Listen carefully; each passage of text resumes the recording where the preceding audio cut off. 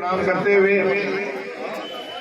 आज का जो शिविर है प्रशासन गांवों के संघ और महंगाई राहत कैंप, इस कार्यक्रम के मुख्य अतिथि माननीय मुख्यमंत्री जी के सलाहकार और आप सबके लाडले विधायक डॉक्टर राजकुमार शर्मा जी, यहाँ से सरपंच महोदय आदरणीय अनीता जी और पंचायत समिति में आपका बहुत बड़ा योगदान है। इस योगदान की भूमिका के रूप में बैठे आदरणीय वेद कौर जी, हमारे मुगलगढ़ ब्लॉक के कांग्रेस के ब्लॉक अध्यक्ष, जिस पद पे इनसे पहले मखुद था आदरणीय बड़े भाई साहब तोगड़ा के पूर्व सरपंच सुरेश मेघवाल जी, हमारी आदरणीय एसडीएम साहिबा, हमारे मंडल अध्यक्ष शंकर कपूरिया जी, प्रवीण साहू और यहाँ उपस्थित मेरे पिता तुल्य बुजुर्गों, माताओं, बहनों और युवा साथी, आज आप सबको पता है कि विकास की बात करें, कामों की बात करें तो पूरे नवलगढ़ विधानसभा क्षेत्र में कोई और कसर नहीं छोड़ी हुई है। शिक्षा के इस पवित्र प्रांगण में खड़े हैं, यहाँ की भी बात करेंगे तो आज शिक्षा में से महात्मा गांधी स्कूलें हो, अंग्रेजी माध्यम की से 12वीं तक की स्कूलें हो, पूरे नवलगढ़ में साइंस, आर्ट्स, कॉमर्स इस तरीके से जाल बिछावा कि यहाँ के बच्चे अगर शिक्षा लेना चाहते हैं जिस सब्जेक्ट से, जिस माध्यम से, उनको कहीं दूर दराज नहीं जाना पड़ता है। ऐसे स्वास्थ्य की कड़ी बहुत मजबूत बनी हुई है, सबको पता है। ऐसे ही अभी माननीय मुख्यमंत्री जी ने जो लंपी रोग से मृत पशुओं के लिए 40-40 हजार रुपए की जो राहत राशि है, उसका शुरुआत की विधिवत रूप से जो जिला लेवल पे माननीय विधायक महोदय के द्वारा भी शुरुआत की गई थी झुंझुनू में, उसकी दृष्टि से भी देखें तो आज पशुओं के चिकित्सालय में लगभग 50 से 55 हमारे पूरे नवलगढ़ में बने हुए हैं। अब बात आती है कि विकास के कामों के साथ साथ पूरे परिवार को सदस्य के रूप में चलने की भावना के साथ, क्योंकि महंगाई की मार इतनी ज्यादा होगी, आप सबको पता है हर चीज इतनी महंगी हो गई, कोरोना के बाद बेरोजगारी बढ़ गई, आम आदमी की आर्थिक स्थिति भी गड़बड़ा गई।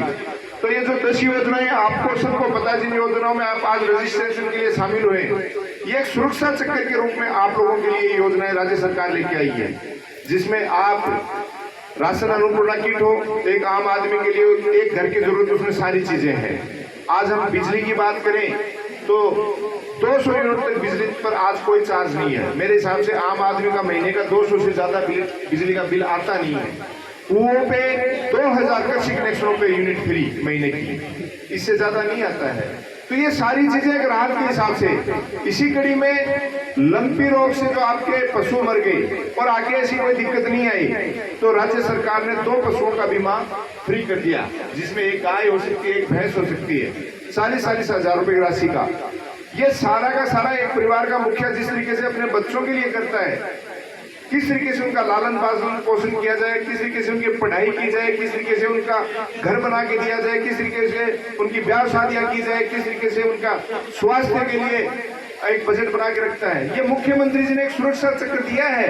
ये राहत कैंप एक वरदान है जो पूरे हमारे प्रदेश में नहीं, पूरे देश और विश्व में एक मिसाल बनी हुई है कि एक ऐसा प्रदेश जहां पूरा प्रदेश एक परिवार के रूप में चल रहा है। चाहे वहाँ पंच हो, चाहे प्रधान हो, चाहे विधायक महोदय हो, चाहे मुख्यमंत्री जी हो, चाहे वहाँ के सरकारी कर्मचारी हो, सब एक परिवार के रूप में काम कर रहे हैं। इसी कड़ी में सामाजिक सुरक्षा पेंशन की बात करें, जो 750 रुपए की राशि आप लोगों के पास आती थी, चाहे वो दिव्यांगजन पेंशन हो, चाहे वृद्धावस्था पेंशन हो, चाहे वो विधवा पेंशन हो, उन सबको बढ़ा के 1000 रुपए मिनिमम कर दी गई है। और ये भी आप लोगों के लिए, ताकि आपको किसी के सामने, हमारे बुजुर्गों को अपने बच्चों के या किसी के सामने हाथ नहीं फैलाना पड़े। छोटे मोटे अपने जो जरूरत के खर्चे हैं, चाहे अपने चाय पानी के या घरेलू बहन बेटिया 150 रुपया देने के लिए मेरी माता ताया को कहानी देख लो कौन पड़े, वो 1000 रुपए उनके खाते में आ जाएंगे।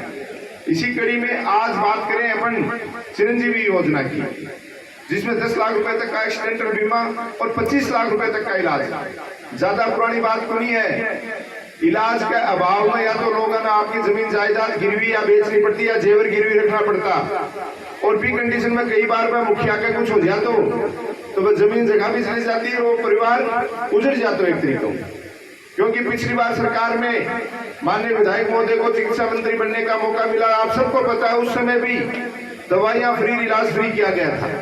उसी कड़ी को जब सरकार बीच में ब्रेक हो गया तो असुविधाओं का आपको सामना करना पड़ा, और जब सरकार वापस बन गई तो सबसे पहला काम इस पूरी टीम ने लग के माननीय मुख्यमंत्री जी के साथ बैठ के यही किया कि इलाज के अभाव में, देखो बचाने वाला ईश्वर है, इलाज के अभाव में किसी के जमीन जायदाद और जेवर बिकने नहीं चाहिए। ये इतनी बड़ी योजना आपको दे दी गई कि 25 लाख रुपए तक का आप इलाज करवा सकते हो। ये सारी की सारी योजनाएं मात्र एक रजिस्ट्रेशन से आपको मिल रही है। और मैं जो भी कर्मचारी अधिकारी बैठे हैं उनसे भी ये कहना चाहता हूं कि जो व्यक्ति जितनी योजनाओं में पात्र है, 7 में 8 में जितनी योजनाओं में पात्र है, उनमें सबका उनका रजिस्ट्रेशन किया जाए। उच्च अधिकारी जो भी बैठे हैं समय पर उनकी मॉनिटरिंग करें, ये देखते रहें कि सुरक्षा चक्कर से कोई भी व्यक्ति छूटना नहीं चाहिए। इसके साथ ही विकास के कामों की बात करें, आपको सबको पता है, एक छोटा सा निवेदन, और मैं तो आदेश मानता हूँ, शिक्षा के मंदिर में हम बैठे हैं, आपकी प्रिंसिपल साहिबा भी बैठी है बबीता जी, इन्होंने आदेश किया आप जिन इंटरलॉक पे बैठे हो, क्योंकि बच्चों के लिए सुविधा होनी चाहिए, इनके एक आदेश पे तुरंत प्रभाव से पंचायत समिति से स्वीकृति दे दी गई। और सबसे बड़ी बात, क्योंकि आपके बच्चे, हमारे बच्चे आने वाले, क्योंकि सबसे ज्यादा हमारे यहाँ बच्चे सेना में जाते हैं। माननीय विधायक महोदय ने हमेशा युवाओं को आगे बढ़ाने का काम किया। उस कड़ी में बड़ा स्टेडियम तो परशुरामपुरा में बनके तैयार हो रहा है, लेकिन एक सोच और रखी हमने साथ साथ कि रेगुलर खेलने के लिए मिनी खेल स्टेडियम प्रत्येक पंचायत हेडक्वार्टर पे भी होने चाहिए। बड़ा स्टेडियम वहां तैयार हो रहा है, छोटे स्टेडियम उसी कड़ी में इस स्कूल का खेल ग्राउंड जहां कटा हुआ आप देखिए, माननीय विधायक महोदय का, पंचायत समिति आप सबके सहयोग से, क्योंकि जब कड़ी जुटती है पंच, सरपंच, प्रधान, विधायक महोदय और वर्तमान सरकार, उस कड़ी में आप देख रहे हो जितने काम हो सकते हैं शानदार तरीके से। मिनी खेल स्टेडियम आपका स्कूल का बन के तैयार हो रहा है, जो अपने आप में अनूठी बातें राजस्थान लेवल पे आपको देखने को नहीं मिलेंगी। ये सारे नवाचार और चीजें, ये केवल आपके एक आशीर्वाद देने का समय पे उस खेल स्टेडियम में, इससे पहले आपको ओपन जिम भी आपकी पंचायत में लग चुका है युवाओं के लिए।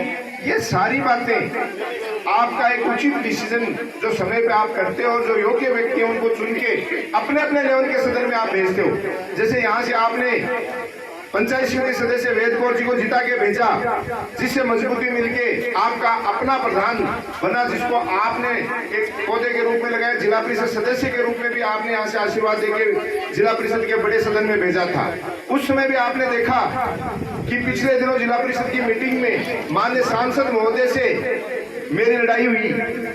लड़ाई वैसे पर्सनल नहीं थी, कई लोगों ने कहा यार प्रधान जी आप लड़ते बहुत हो। मैंने लड़ाई नहीं लड़ी, केवल आपके वहां जो बाहर पानी भरता है उस पानी की मांग, डिमांड रखने के लिए मैंने जिला परिषद में मुद्दा उठाया था। वो अलग बात है, सांसद महोदय उस बात को नहीं सहन कर पाए और छोटी मोटी बहस हो गई थी। तो हम लोग जिस सदन में आप भेजते हो हमें, आपके कामों के लिए हम हमेशा प्रयास करते रहते हैं। मैं तो इतना ही कहना चाहता हूँ, जो टीम अच्छा काम करती है, घर पे भी जो बच्चा अच्छा काम करता है उसको आप आशीर्वाद देते हो, इसी तरीके से आप अपने जनप्रतिनिधियों द्वारा भी अच्छे काम करने वालों को अगर अप्रिशिएट करोगे तो आगे विकास की गति और बढ़ेगी। वरना आपको पता है कि अगर कहीं चैन ब्रेक हो जाती है तो जो विकास के काम रुक जाते हैं और उससे जनप्रतिनिधियों का नुकसान कम होता है और आम जनता का ज्यादा नुकसान हो जाता है। तो इसी भावना के साथ आपका जो भी आदेश आगे भी मिलेगा पंचायत समिति स्तर पे या विधायक महोदय को, उनके लिए हमेशा तैयार रहेंगे। ऐसे आशीर्वाद आप बनाए रखें। बहुत बहुत धन्यवाद। जय हिंद, जय भारत साथियों।